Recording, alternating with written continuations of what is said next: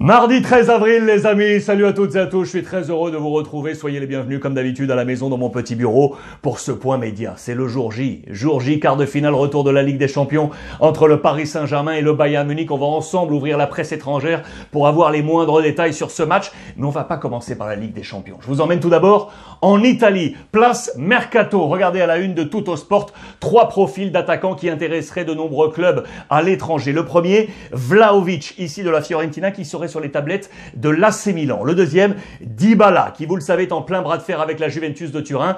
On le dit sur les tablettes du Paris Saint-Germain. Et enfin, Belotti, l'attaquant du Torino, pourrait intéresser l'Olympique lyonnais. Le mercato agité du côté de la Serie A. Autre titre fort à la une de la Gazzetta. Regardez ce montage en mode Superman. Super Mister, c'est Antonio Conte, bien entendu l'entraîneur de l'Inter qui file vers le titre de champion.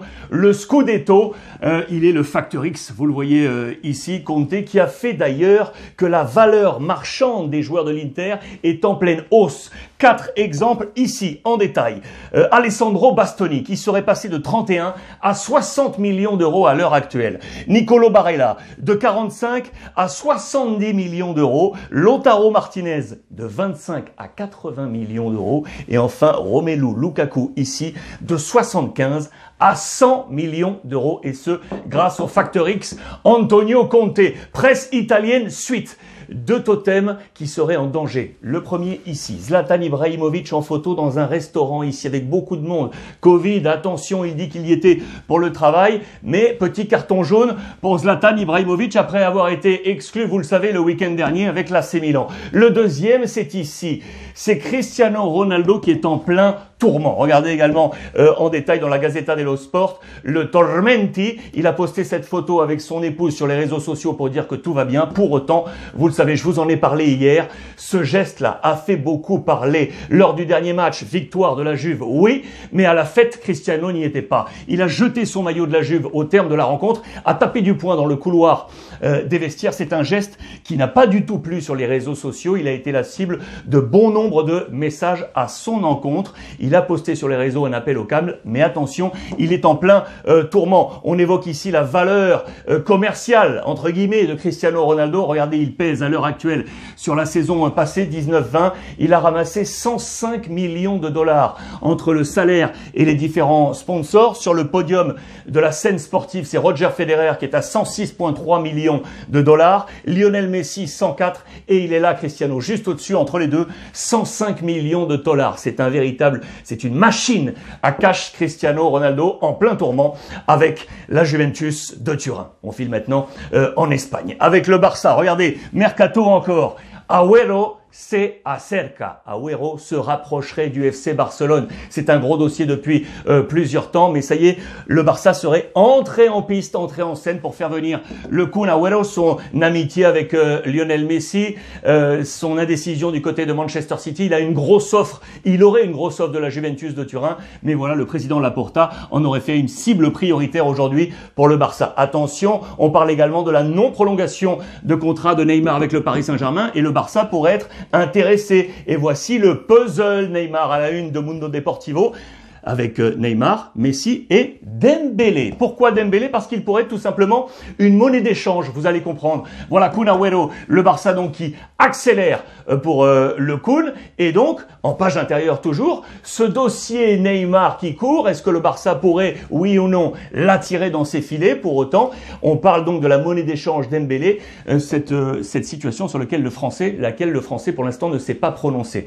Et toujours le dossier Haaland, Mino Raiola qui dit que les portes sont toujours ouvertes, même si le club allemand, vraisemblablement, aurait planifié son futur avec Haaland. Ça, c'est les gros dossiers mercato, affaire à suivre du côté du FC Barcelone. Information Real Madrid. Et là, on va venir progressivement à la Ligue des Champions.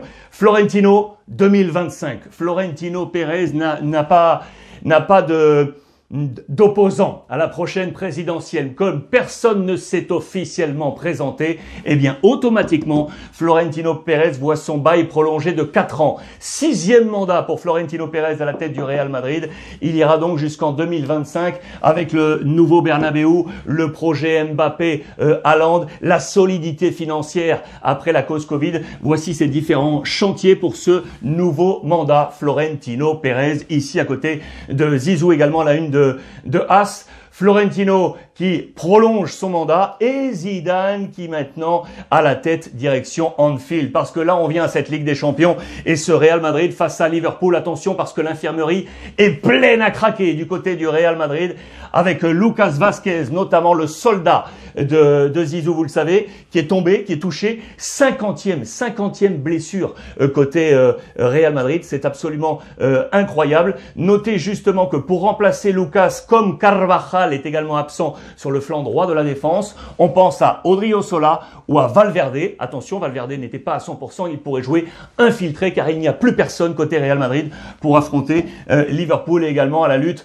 pour la bataille pour le titre de champion en Espagne. Je vous disais qu'on arrivait à cette Ligue des Champions et donc ce match entre le Real et Liverpool, le rappel de ces quarts de finale avec les matchs ici, et notamment ce Bayern Munich face au Paris Saint-Germain, ce Porto-Chelsea annoncé ce soir et ce Manchester City Borussia Dortmund. D'ailleurs, je vous emmène tout de suite sur la presse anglaise aujourd'hui. À la une, on ne parle pas forcément de Chelsea. On pense déjà à demain au match de Manchester City avec Ryan Sterling et ce très bon jeu de mots. Regardez, Stairway to Heaven avec le stair de Sterling. On pense bien entendu à cette chanson des Red Hot de 1971, un emblème du rock parce que City rêve au quadruplé, le titre de champion, les 2 cups en Angleterre et cette Ligue des Champions, bien évidemment. Sterling, lui, rêve en plus du titre éventuellement de l'Euro avec l'Angleterre. Voilà, on est déjà là sur le rêve de Manchester City pour enfin passer ce stade des 8e de finale. Échec lors des 3 dernières saisons, on s'en souvient notamment face à l'Olympique